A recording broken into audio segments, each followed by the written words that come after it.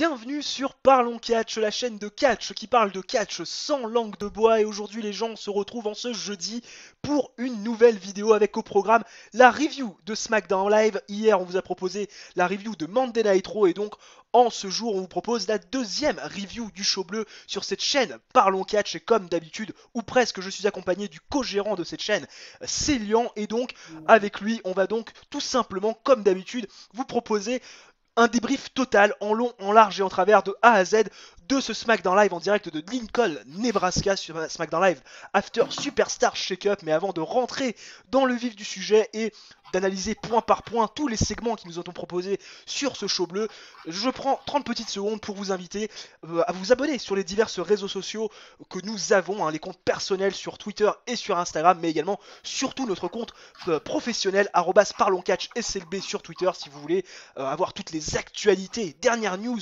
de cette chaîne Parlons Catch. N'hésitez pas à nous suivre donc sur ce Twitter officiel donc de la chaîne qui s'affiche juste maintenant sur votre écran. Mon petit Célian, comment vas-tu en ce jeudi pour débriefer de ce SmackDown Live où il s'est passé une multitude de choses? Eh bien oui, bonjour à tous, ça va très bien Vico. Je viens de tomber quelques minutes sur le nouveau nom des Viking Raiders qui s'appellent désormais les Viking Warriors. Ah là là, que la WWE nous surprend, que de surprises, des changements de nom toutes les semaines. Je pense que c'est une nouvelle mode. Et sinon il y a Luke Harper qui s'est fait aussi refuser. Ça c'est drôle. Sa Voilà. libération de contrat, effectivement. Donc ça me met, écoute, en joie. J'ai Que... hâte de voir quel nom auront les War Raiders demain. Voilà. Non mais en fait, il faut quand même vous dire les gens que pendant que moi je me bats pour essayer de faire marcher OBS et d'enlever certains bugs de mon ordi, Célian lui est tranquillement en train de pianoter sur ton téléphone portable pour essayer d'avoir quelques dernières news. Bon, les Viking Warriors, juste comme ça, dans la vidéo de Raw, je l'avais annoncé quand même. Vince McMahon regarde nos vidéos. Il fait partie des abonnés de cette chaîne. Voilà. Et puis bon, Luke Harper Luke Harper qui est conservé, qui on refuse sa libération de contrat. Bref, on ne sait pas d'où ça sort, mais que voulez-vous? Bref. On va pas plus perdre de temps que ça, les gens. On va donc rentrer dans le vif du sujet, s'intéresser à SmackDown Live où il s'est passé, donc comme je vous le disais, une multitude de choses. Roman Reigns en rivalité avec Shane McMahon et Elias, toujours ce conflit autorité face à Roman Reigns. Ça devient navrant de voir ça. Il faut impérativement que Vince McMahon nous fasse une rivalité autorité Roman Reigns. Il n'assume pas, Vince McMahon, le fait que son chouchou soit Roman Reigns. Non, il faut absolument qu'il y ait une rivalité entre les deux à l'écran pour faire passer la pilule. On a également eu un énième match, Balor Andrade Cien Almas, qu'on avait déjà eu à Raw la semaine passée. Une construction Elias Roman Reigns, on aura d'ailleurs ce match là à Money in the Bank. Les Iconics en action qui se font encore une fois de nouveau squash, Peyton Royce qui perd en 2 minutes contre Kairi Sane. Lars Sullivan qui continue d'attaquer tout le monde et de défoncer la gueule à toutes les superstars qu'il croise. Voilà, des petits changements aussi, une petite storyline construite autour du titre féminin de SmackDown Live avec Charlotte Flair, Becky Lynch, Bayley qui était en électron libre pour jouer finalement cette rivalité en triangle.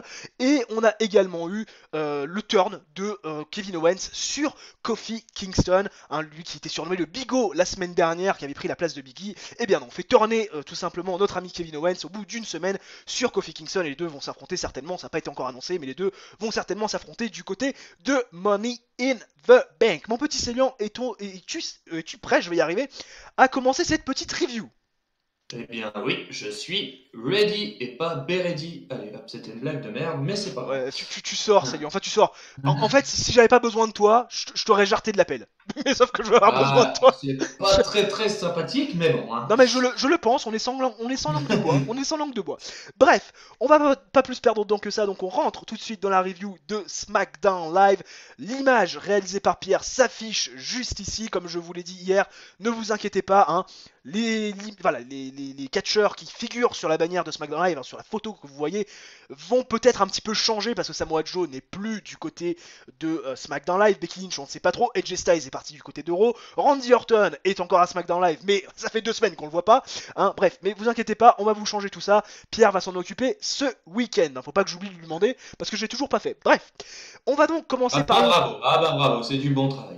Bah écoute, Ah, on est que jeudi. Attends, je vais pas commencer à lui gâcher la fin de sa semaine, hein, parce qu'il va se dire oh putain encore du boulot. Bref.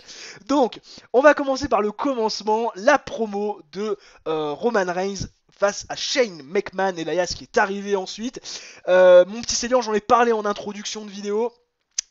C'est quand même incroyable, hein, cette envie de la WWE, cette envie de Vince McMahon de vouloir faire une rivalité entre l'autorité qu'il représente et Roman Reigns. Comme si il assumait pas ce fait d'avoir Roman Reigns, de voir Roman Reigns, enfin, comme s'il assumait pas que son chouchou soit Roman Reigns et qu'il fallait absolument à l'écran le mettre en rivalité avec pour faire passer la pilule.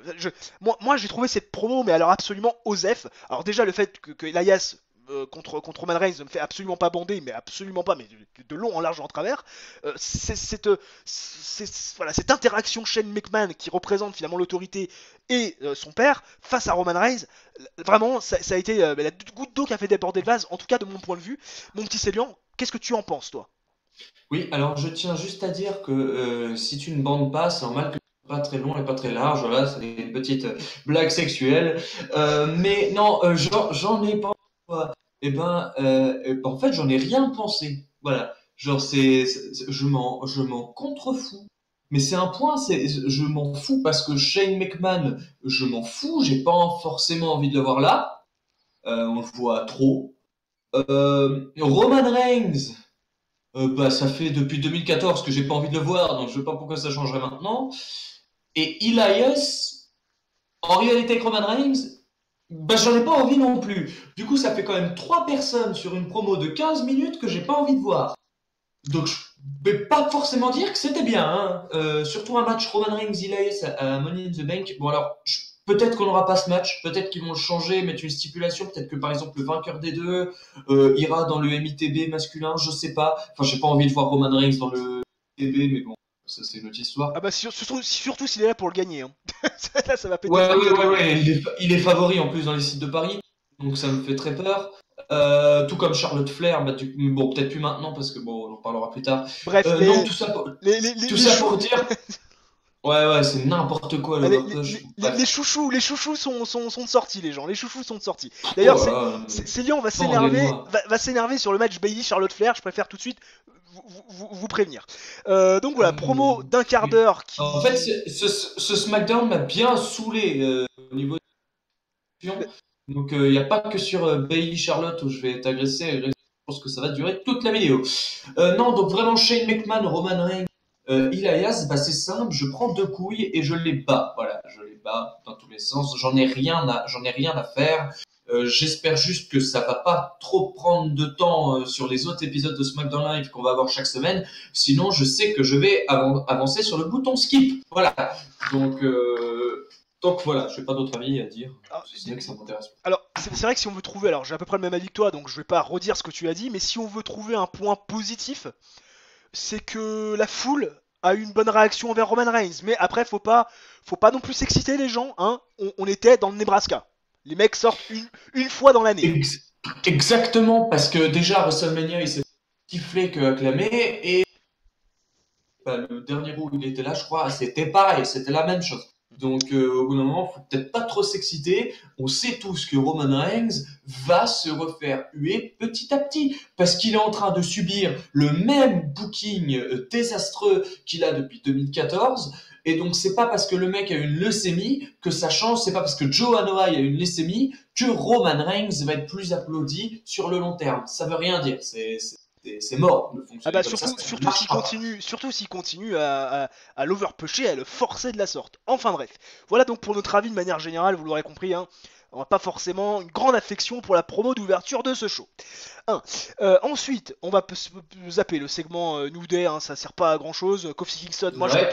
je peux plus le voir, hein, voilà. Bigo, bah, c'est pareil, ça a pas duré longtemps. Donc ce qui nous amène tout de suite au match Balor, Andrade, Cien Almas. On le rappelle, ces deux-là sont déjà affrontés à Monday Night Raw la semaine dernière. Andrade avait remporté le match grâce à une intervention de Zelina Vega. Et cette semaine, grâce à une intervention, ou à cause d'une intervention de Zelina Vega, Finn Balor a remporté son match face à ce même Andrade. Donc il a pris sa revanche. Booking 50-50, le match était plutôt cool, même bon pour un weekly. En tout cas, de mon point de vue, mon petit Célian, quel est ton avis, toi, sur la rencontre en elle-même, sur le segment, sur le choix du vainqueur, bref, ton avis en long, en large, en Bah, travers. alors, Finn Balor qui fait, enfin, pas des Open Challenge, des matchs comme ça en weekly, j'aime bien parce que bah, du coup c'est un champion assez combatif. Enfin, c'est sympa de voir le titre intercontinental présent chaque semaine dans un match. Je pense que d'ailleurs ça va durer parce que ouais, je vois bien Finn Balor. Même si le titre n'était pas en jeu. Hein. Ouais, je sais, mais même, enfin, c'est pas tout le temps qu'on a un champion intercontinental déjà qui est là, enfin un champion secondaire qui est là et qui fait des matchs.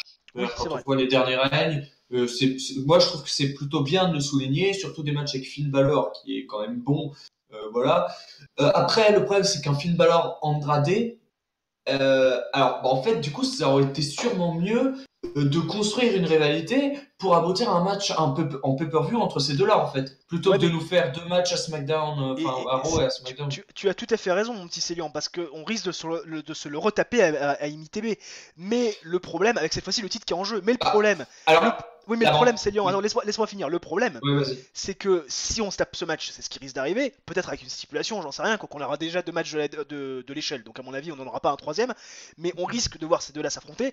Mais le souci, c'est que même si tu voulais conserver ton affiche, c'était compliqué, enfin, finalement, de vendre la rivalité promo à promo. Parce que les deux sont quand même pas très bons au micro. Non, je suis d'accord, mais enfin c'est, ouais, ouais, bah, dans ce cas-là, fallait faire des matchs et arriver à aboutir genre à une semaine ou 2 semaines avant Money in the Bank et là faire une ou deux promos parce ils peuvent pas tenir une rivalité intéressante pendant 4 SmackDown Live, je veux dire, mais pendant un ou deux SmackDown Live largement. Donc ce qu'il aurait fallu faire, c'est peut-être un tournoi. Andrade gagne ce tournoi et après il affronte Finn Balor à Money in the Bank. Bon, après, là, on peut pas trop dire qu'ils nous ont offert le maximum de ce qu'ils pouvaient faire. On a eu 2 matchs de 8 minutes. Enfin, Ouais, mais clairement, ça fait quand même deux matchs ouais, je suis deux d'accord. Non, semaines mais je suis d'affilée, d'accord. et on est à moins de 3 semaines quand même de Money in the Bank. Donc, Ouais. ils peuvent pas non plus Hum. continuer à faire 150 millions d'affrontements, même s'ils ont pas tout montré. Tu vois ce que je veux dire? Ouais, je suis assez d'accord. Mais du coup, je pense qu'il y a eu un problème déjà dans la rivalité. Après, ça se trouve, on n'aura pas du tout Finn Balor en Reigns. Ça se trouve, on n'aura même pas de match pour le titre intercontinental. Donc, euh, moi, je sais pas. Mais effectivement, s'il y a le match, c'est vraiment dommage de ne pas avoir fait un tournoi de la compétition afin déjà de mettre des superstars à SmackDown Live, d'avoir du temps d'antenne et surtout que on soit intrigué par la rivalité. Balor, Andrade inédit en pay-per-view, je suis désolé, mais ça donne envie. Hein, donc, Ah, complètement, t'as tout à fait raison. Même s'il y a eu les deux matchs au préalable. Mais bon, bref, ça c'est encore une fois. Si on veut prendre le point positif du truc, c'est que le champion est présent, le champion catch, le champion est mis en valeur, et que l'alchimie entre les deux est présente. Voilà, si on veut rester sur le point de vue positif. Derrière, donc segment Elias Shane, on s'en fout. C'est un segment où Elias veut affronter Roman Reigns, challenge Roman Reigns. Roman Reigns plus tard, via un autre segment, va accepter le challenge Elias donc pour un match à Money in the Bank. On va rentrer dans la partie gênante désormais de ce show. Quand je parle de partie gênante, mon petit Célian, est-ce que tu as une idée de laquelle je veux parler? de toute façon, les trucs les plus gênants, et c'est absolument pas sexiste, mais c'est une simple vérité, les trucs les plus gênants, c'est le booking féminin. Donc allons-y, parlons de Kairi Sane et sa magnifique gimmick là. Enfin, j'aime bien Kairi Sane, mais c'est un peu ridicule. Oui. Et avec Asuka et Paige, manageuse d'Asuka et Kairi Sane, ça n'a absolument aucun sens. Je leur chie à l'arrêt. Et Peyton Royce qui se fait pin, voilà, parce que quand même, quand t'es champion tag team à la VE, la seule chose que tu fais, c'est de prendre des branlées. Voilà, Alors, donc du coup. Alors oui, alors c'est vrai que tu as tout à fait raison, mon petit Célian. C'est vrai que c'est un booking désastreux, mais au-delà d'être un booking désastreux, on peut rebondir en disant plus. Hein, là, on est le frère Dupont, je dirais même plus. C'est un booking très malaisant parce que tu te retrouves, Ah oui, tu te retrouves avec une Monty promo Rose. non, mais tu te retrouves déjà avec une promo d'Iconix absolument dégueulasse. Tu te retrouves Oui, avec un total. match absolument dégueulasse également, et tu te Oui. retrouves aussi avec en plus en prime Peyton Royce la championne qui se fait pin par Kairi Sane, même si encore une fois il faut donner un momentum à Kairi Sane qui vient d'arriver, mais je veux dire tu te retrouves avec Mandy Rose, Sonya Deville qui veulent Ouais. qui veulent affronter donc Kairi Sane et Asuka, parce que elles sont jalouses du fait que Paige les ait pris sur leur aile plutôt que l'absolution, hein, reformer l'absolution. Mais au final, est-ce que le problème, c'est Lian, parce que là c'est là où je voulais en venir, est-ce qu'il n'y a pas un problème de priorité? Parce que je veux dire, Mandy Rose, Sonya Deville, si elles affrontent Kairi Sane et donc Asuka, les titres ne vont pas être en jeu. Et on a l'impression qu'une rivalité est en train de se créer finalement dans la mid-card de la division tag team féminine, alors qu'il n'y a même pas de plan pour les championnes. C'est quand même incroyable. Je pense qu'au risque d'avoir un tube of fate féminin, en fait. Qui n'aura aucun sens. Non, ça n'aura aucun sens, mais. Et je pense que les Iconics perdront leur titre à Money in the Bank, parce que je pense que les titres féminins de SmackDown, sur 12 mois dans l'année, on aura 10 championnes. C'est n'importe quoi. Vraiment, c'est malaisant parce que Mandy Rose est malaisante. Peyton Royce et Billie Kay sont malaisantes. Sonya Deville, bon, ça va parce que c'est Sonya Deville et je l'aime bien. Kairi Sane et Asuka, elles sont absolument pas gênantes. C'est très agréable de les voir dans un ring, mais faut pas trop leur donner un micro. Et bon, il y a Paige est excellente, mais même la gimmick, hein, je veux dire, c'est vrai que nous on trouve ça, la gimmick d'Asuka, alors l'impératrice, au départ quand c'était bien joué, on aimait ça passait.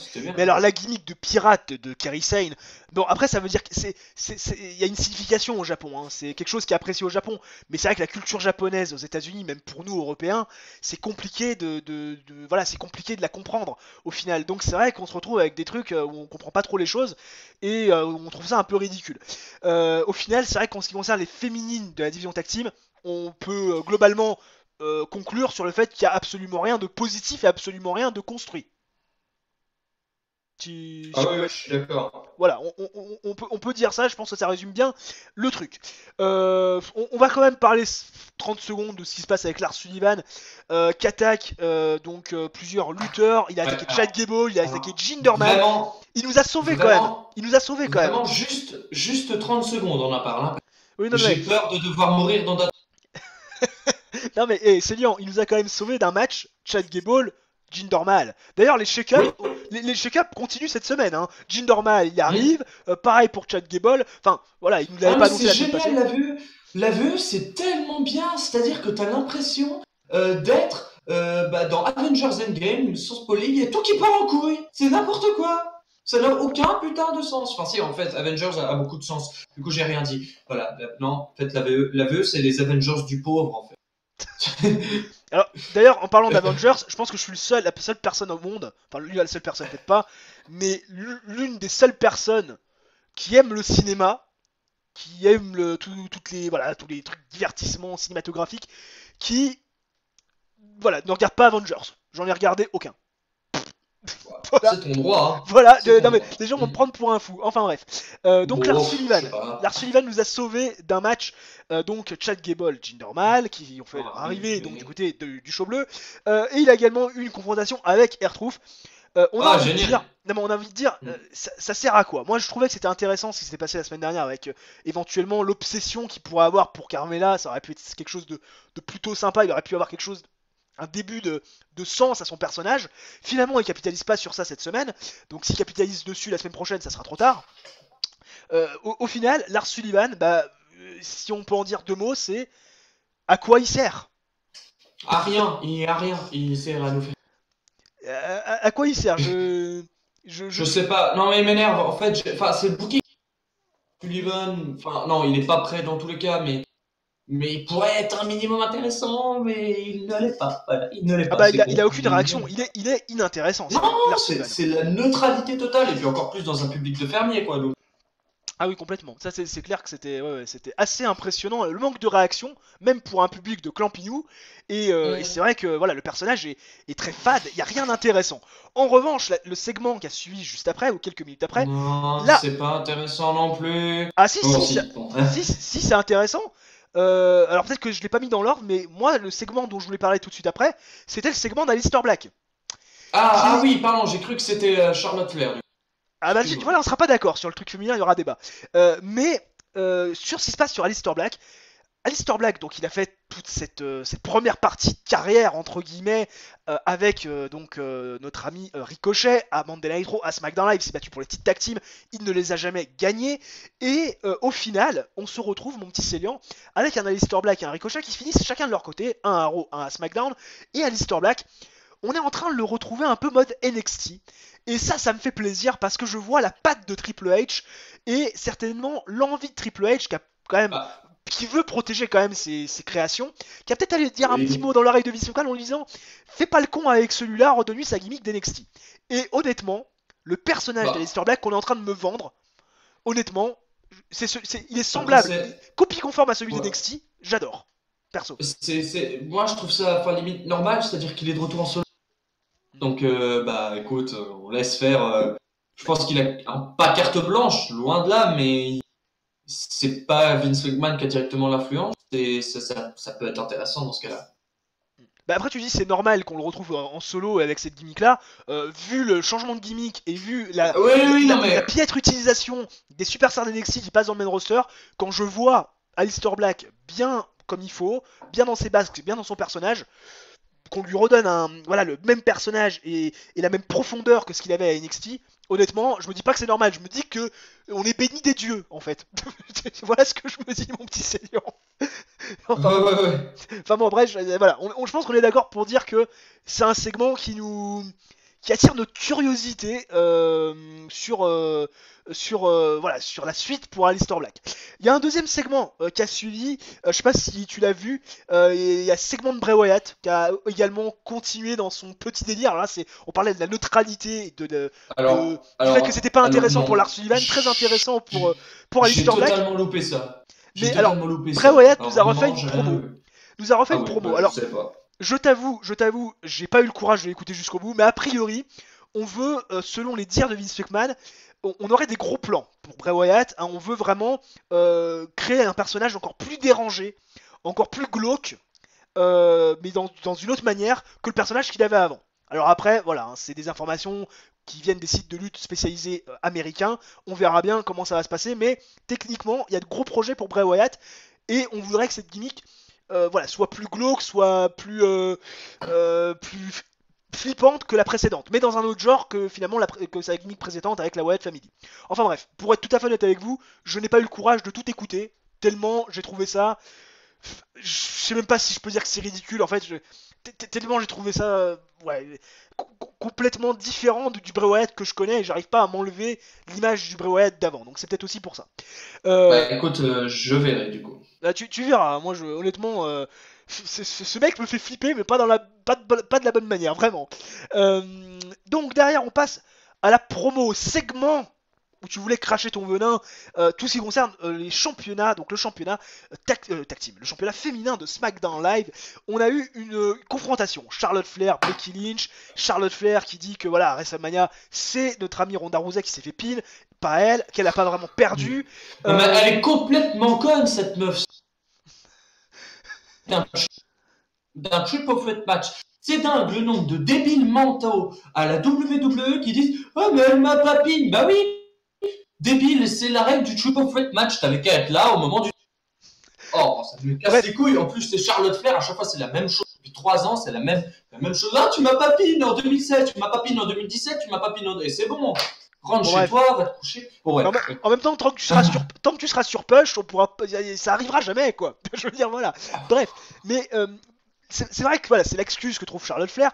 Moi, j'ai trouvé la promo très intéressante entre Becky Lynch et Charlotte Flair. Pourtant, c'est du réchauffé, on va pas se le cacher. Ça fait déjà un petit moment que ça dure, mais j'ai trouvé qu'il y avait une bonne alchimie dans cette promo. Et ce que j'ai adoré également, c'est le fait qu'on ait un petit triangle qui arrive avec Bayley. Bayley qui a eu, alors je me suis dit, pitié qu'elle prenne pas trop de micro longtemps, parce que je me suis dit, bon, Bayley, c'est quand même pas extraordinaire au micro, mais c'est vrai que d'un point de vue personnel, voilà, encore une fois, c'est subjectif parce que c'est mon propre avis, mais j'ai trouvé que voilà, elle a pas trop parlé au micro, c'était bien, pas de soucis, pas d'angoisse, et surtout qu'elle a eu une opportunité de faire face à Charles Flair, et surtout, bah, elle a existé dans ce match. Alors certes, elle perd, mais j'ai envie de dire, ça paraît logique, mais elle s'est pas fait squash, ça a duré plus de 10 minutes, elle a eu un beau momentum, et on a l'impression qu'on veut quand même donner, alors, je sais pas, peut-être que je m'emballe, mais j'ai l'impression que Bayley, on a plus de plans pour elle à SmackDown Live que ce qu'on avait pu en avoir à Monday Night Raw.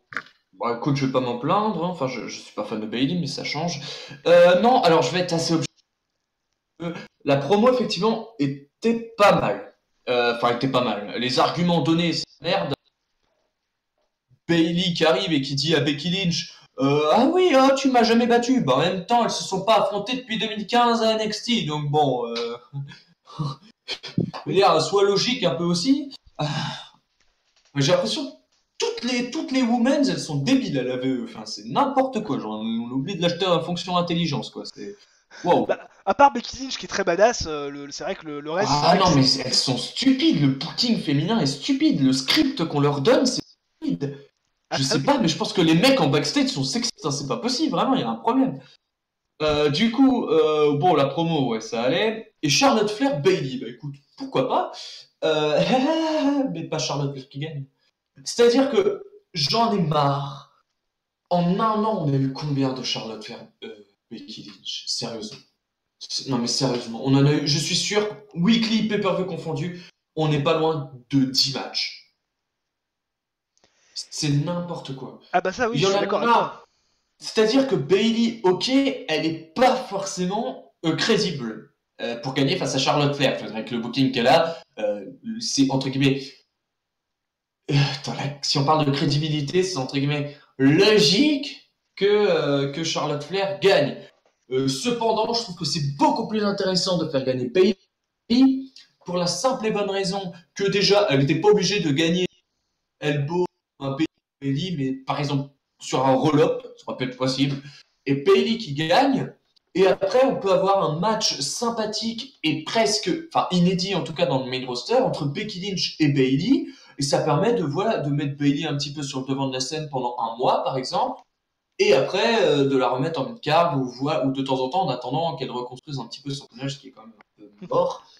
Mais ça aurait permis de revoir Bailey dans un match qui aurait pu être intéressant et qu'on n'avait pas vu. Parce que Charlotte Flair, Becky Lynch, je suis désolé, mais encore une fois, je m'en bats les reins. Je ne vais pas avoir envie de voir ce match. Alors, je suis d'accord avec toi, c'est vu et revu, mais moi j'avais quand même perdu un petit peu d'intérêt pour Becky Lynch depuis finalement la prise de titre à WrestleMania. Mais moi, c'est pas Charlotte Flair qui va me... Non, mais alors tu vois, moi c'est ça, tu vois, je suis le premier à dire que Charlotte Flair est overpush, que voilà, ça prend des opportunités. Même si c'est logique qu'elle gagne face à Bailey par rapport à la crédibilité des deux filles sur les dernières semaines, mais je veux dire, Becky Lynch, moi j'ai eu un petit peu de mal ces 2-3 dernières semaines, ces 2 dernières semaines depuis qu'elle a pris le titre à Mania, les 2 titres à Mania, je trouve que on tourne un petit peu en rond. Et là, la promo qu'elle a eu avec Charlotte Flair, que j'ai trouvé vraiment de très bonne qualité, je sais pas, ça m'a redonné de l'intérêt envers Becky Lynch. Alors, bien sûr, je suis le premier à espérer que Lacey Evans va gagner le titre à Raw et que Becky Lynch va conserver le titre de SmackDown Live pour qu'elle reste finalement championne et que Charlotte Flair ne reparte pas dans un gros règne parce que ça va péter des couilles à tout le monde. Mais je veux dire, voilà, ça peut être intéressant peut-être pour essayer, parce que je pense que la WWE quand même sent qu'il y a moins d'enthousiasme depuis que Becky Lynch a gagné les titres. Et si tu lui redonnes Charlotte Flair, si tu as fait battre Charlotte Flair, que tu boucles la boucle entre guillemets, et que derrière tu la fais partir sur d'autres rivalités face à Bailey, face à Ember Moon, face à Asuka, Kairi Sane, je sais pas moi, il y en a d'autres que tu peux mettre voilà, que tu peux mettre en avant.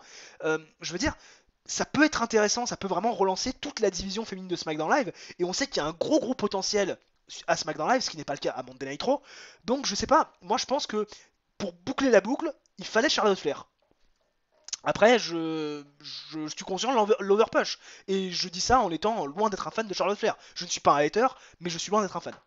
Est-ce que tu as quelque chose à rajouter là-dessus, mon petit Célian, ou pas? Bah écoute, non, ça devrait aller, je pense que j'ai... Très bien, alors on va passer au main event, hein, ce qui a constitué notre main event. Kofi Kingston, Shinsuke Nakamura. Alors, je vais pas vous le cacher, j'en ai pas vraiment beaucoup parlé depuis le début, hein, je vous ai passé le segment du New Day, mais voilà, dans le début de vidéo, je vous ai dit, voilà, Kofi Kingston, j'en peux plus. J'en peux plus parce que le mec, pour moi, n'est pas au niveau, et aussi et surtout parce qu'il y a un booking désastreux. Hein, je veux dire, le mec est dans des six-man tag, des tag team match, et là, il catch contre qui? Contre Nakamura. Le mec est un jobber, quoi, maintenant. C'est limite un jobber, Nakamura. Comment veux-tu qu'un champion de la Et ça me fait chier qu'il le soit. Ah, bah, moi aussi, mais je veux dire, comment veux-tu qu'on soit investi dans un champion de la WWE qui fait que des six-man Ouais, tag, c'est. des tag teams ou des matchs face à des jobbers. Donc comment veux-tu que je sois investi là-dedans? D'ailleurs, pour ne rien cacher aux gens, je n'ai pas fini la fin du match, j'ai fait avance rapide. J'ai juste vu qu'il y avait une disqualification, enfin victoire de disqualification de Kofi Kingston. Je suis pas sûr que parler du match en lui-même est vraiment très intéressant. En revanche, parler de ce qui s'est passé juste après, ça, il y a plus de choses à dire, mon petit Célian. C'est le heel turn de Kevin Owens, hein, Big O, qui c'est comme il se faisait appeler depuis la semaine dernière, pour prendre la place donc de Big E au sein du New Day. Cette alliance n'aura duré qu'une petite semaine, et Célian, on en a parlé un petit peu en off, bah, c'est très con en fait. C'est vraiment très con de faire ça. Bah, ouais, c'est un peu con parce que j'ai une idée. Et du coup, enfin, je trouve ça un peu foiré aussi pour Kofi Kingston. Mais le truc qui me fait le plus chier, c'est, enfin, Kevin Owens est excellent en heel. Bien évidemment, le mec est un génie au micro. Il a un jeu de regard absolument magnifique. Il est violent. Enfin, on le kiffe. Mais Kevin Owens en face, c'est quelque chose que j'avais envie de voir aussi, tu vois. Et pas forcément avec cette gimmick du bigot, tu vois, mais juste un Kevin Owens face. Oui, mais là le problème c'est que si tu prends dans Et, la suite logique des choses, si tu prends sur ce qui s'est passé et ces le dernières truc, semaines c'est. ou la semaine dernière, il était certes face, mais avec cette gimmick de membre du New Day. Donc ça, on n'a pas envie de le voir Ouais, finalement. ouais, ouais. Bah non, du coup, je préfère le voir heel. Voilà, du coup, ouais. Heel, 2 ans. Parce qu'un Kevin Owens face, j'ai envie de voir ça depuis 3 ans, tu vois, je me dis, qu'est-ce que ça pourrait donner, tu vois, ça peut être intéressant, parce que quand t'es face, c'est toi qui portes le match, et Kevin Owens portait un match in-ring, j'ai de nouveau envie de voir Kevin Owens refaire des moonsaults ou des trucs comme ça qui faisaient plus forcément, plus trop, parce qu'on sait que Kevin Owens, c'est un malade mental, hein, dans un ring, Ah oui, 120 kilos, mais enfin, c'est un ouf, hein, et du coup, j'avais envie peut-être de voir ça. Par contre, une rivalité Kofi Kingston-Kevin Owens, moi en tout cas, le match, j'aurais envie de le voir. Voilà, avec. mais alors moi c'est pareil, hein, je t'avoue, à Money in the Bank on risque de l'avoir, de toute façon ce match-là j'ai envie de le voir, mais moi d'un point de vue storyline, je suis quand même gêné parce que, putain, tu prends pas le temps de construire. Alors cette gimmick du bigot, c'est quelque chose, même si Kevin Owens était très bon, je savais pas trop quoi en penser, d'un côté je trouvais ça un peu ridicule, mais de l'autre je trouvais ça un petit peu marrant, mais je veux dire, ils prennent pas le temps de construire, ils ont rien pris le temps de construire, en fait ils ont tout détruit en une semaine. Et alors qu'ils auraient peut-être pu attendre 5 ou 6 semaines, le temps que Biggie revienne de sa blessure, hein, sa déchirure au ménisque. On rappelle qu'il n'y a pas besoin d'opération, donc dans 5 ou 6 semaines il sera de retour. On aurait pu vendre une rivalité Biggie contre Kevin Owens, Biggie qui est jaloux de Kevin Owens, de la place qu'il a pu prendre dans le New Day, ça crée des tensions et tout. On aurait pu avoir quelque chose de super voilà, au tout début de l'été, même peut-être jusqu'à SummerSlam. Et au final, avec un truc qui a du sens, et au final, ils cassent tout. Pourquoi ils cassent tout? Parce qu'ils se sont foutus dans la merde en donnant le titre à Kofi Kingston, et surtout parce que bah, il n'y a pas grand chose voilà, à proposer avec le booking qu'on donne à Kofi Kingston depuis qu'il a pris le titre WWE. En fait, c'est ça qui est assez navrant. Tu vois ce que je veux dire? Donc du coup, ils sont obligés tout de suite de mettre Kevin Owens en heel après une semaine. Directement on trahit au bout d'une semaine de collaboration pour donner un match à Money in the Bank, pour que Kofi Kingston ne perde pas l'appui du public, parce qu'on sait très bien que si on attend 5 ou 6 semaines, Kofi Kingston c'est mort. Et c'est ça que je reproche en fait à cette rivalité et à cette construction de storyline. Voilà, tout simplement. Après, c'est mon avis, mon humble avis sur la construction de la storyline, mais ça me fait chier de voir une storyline qui aurait pu aboutir à quelque chose de concret, quelque chose de nouveau, quelque chose de frais, qui au final est avorté au bout d'une semaine parce que on se met dans la merde avec le booking de Kofi Kingston, et surtout parce qu'on a aussi pas mal d'absents. Ça, c'est dû à des blessures. Ouais.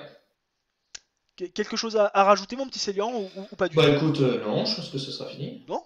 Eh ben écoute, c'est magnifique tout ça. Je pense qu'on a bien parlé, hein, de ce SmackDown Live, hein, en long, en large et en travers. On va donc se quitter, hein, sur ces belles paroles. On vous rappelle que samedi, donc il y aura la review d'NXT, la première review d'NXT sur la chaîne NXT voilà, le show jaune que vous avez l'habitude d'avoir. On ne parle pas d'NXT UK, ça on ne fera pas de review, on n'aura clairement pas le temps. Mais voilà, NXT, première review sur cette chaîne Parlons Catch, ça sera pour samedi, où on traitera du NXT de la semaine dernière et du NXT donc de cette semaine qui s'est déroulé la nuit dernière aux États-Unis. Et donc sur ce, les fans de catch, n'hésitez pas à vous abonner à la chaîne. Donc si le contenu vous plaît, si les argumentations vous plaisent, n'hésitez pas non plus à cliquer sur la petite cloche pour recevoir ou tenter de recevoir les notifications YouTube si finalement la plateforme n'en fait pas qu'à sa tête. N'hésitez pas à mettre un j'aime si la vidéo vous a plu, à vous abonner, donc comme je vous l'ai dit si ce n'est pas déjà fait, à commenter la vidéo pour dire ce que vous avez pensé du show, pour dire ce que vous avez pensé de la vidéo. N'hésitez pas à partager si vous le souhaitez. Et sur ce, les fans de catch, on se retrouve samedi pour la première review d'NXT. Ciao, ciao, bye bye.